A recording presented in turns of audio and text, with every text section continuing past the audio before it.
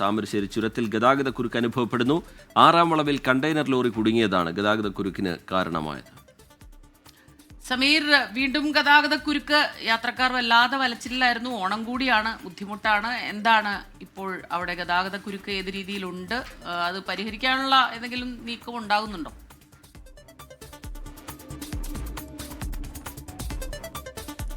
ഇന്ന് പുലർച്ചെ 1 മണിയോട് കൂടെയാണ് 6-ാം വളവിൽ ഒരു കണ്ടെയ്നർ ലോറി കുടുങ്ങിയത്. അത് തിരിക്കുന്നതിനിടെ ചിരിഞ്ഞു പോവുകയായിരുന്നു. അതുമായി ബന്ധപ്പെട്ടാണ് വലിയ രീതിയിലുള്ള ഗതാഗത കുരുക്ക് ഉണ്ടായത്. പിന്നീട് 2 ക്രെയിനുകൾ എത്തിച്ചുകൊണ്ട് ആ വാഹനം അവിടെ നിന്ന് മാറ്റിയിട്ടുണ്ട്. പക്ഷേ 4 മണിക്കൂറോളമായിക്കൊണ്ട് വാഹനങ്ങൾ കടന്നു പോകാത്തതിനെ തുടർന്നുള്ള ആ ഒരു ഗതാഗത കുരുക്കാണ് ഇപ്പോഴും തുടരുന്നത്. അടിവാരം താഴ്ഭാഗം വരെ ഇപ്പോഴും വണ്ടികൾ താഴേക്ക് കിടക്കുന്നു. അതുപോലെ തന്നെ മുകൾ ഭാഗത്തേക്കും വാഹനങ്ങൾ കിടക്കുന്നുണ്ട്. ഇപ്പോൾ ഈ കണ്ടെയ്നർ ലോറി മാറ്റിയത് കൊണ്ട് വളരെ വേഗത്തിൽ തന്നെ സുഗമമായ ഒരു യാത്ര സാധ്യമാകും എന്നാണ് നമുക്ക് മനസ്സിലാക്കാൻ കഴിയുന്നത്. കഴിഞ്ഞ ദിവസങ്ങളിൽ മണ്ണിടിച്ചിലും അതുപോലെ തന്നെ പാറക്കൂട്ടങ്ങളും ഒക്കെ താഴേക്ക് പതിച്ചതിനെ തുടർന്നുണ്ടായിട്ടുള്ള നിയന്ത്രണങ്ങൾ നമുക്കറിയാം. ഗതാഗതം നിരോധിച്ചിരുന്നു. അതിൻ്റെ ഒക്കെ തുടർച്ചയായിക്കൊണ്ട് ഗതാഗതം പുനഃസ്ഥാപിക്കാനും കഴിഞ്ഞിരുന്നു. അതിനിടയിലാണ് ഇപ്പോൾ ഈ ഒരു സംഭവം കൂടി ഉണ്ടായിരിക്കുന്നത്.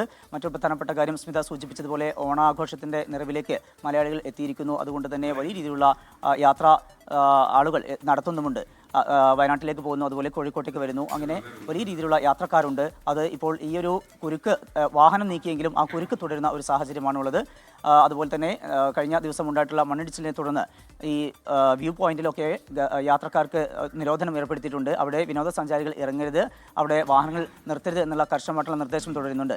ആ ഒരു വിനോദസഞ്ചാരികൾക്കുള്ള നിരോധനം തുടരുന്നുണ്ട്. അതിനിടയിൽ ഇപ്പോൾ ഈ ഒരു സംഭവം കൂടി ഉണ്ടായിരിക്കുന്നു. എന്തായാലും ഈ വാഹനം അവിടുന്ന് മാറ്റിയിട്ടുണ്ട്, ഗതാഗതം പുനഃസ്ഥാപിക്കാൻ കഴിഞ്ഞിട്ടുണ്ട്. പക്ഷേ നേരത്തെ ഉണ്ടായിട്ടുള്ള വാഹനങ്ങൾ കെട്ടിക്കിടന്ന ഒരു സാഹചര്യമുണ്ട്. അതിനെ തുടർന്നാണ് ലോകത്തെവിടെയായാലും ഏത് സമയത്തും 24 വാർത്തകളും ഓഗ്മെന്റഡ് റിയാലിറ്റി പാക്കേജുകളും എക്സ്പ്ലെയിനറുകളും വിശദമായി കാണാൻ ഞങ്ങളുടെ യൂട്യൂബ് ചാനൽ നിങ്ങൾക്ക് സബ്സ്ക്രൈബ് ചെയ്യാം.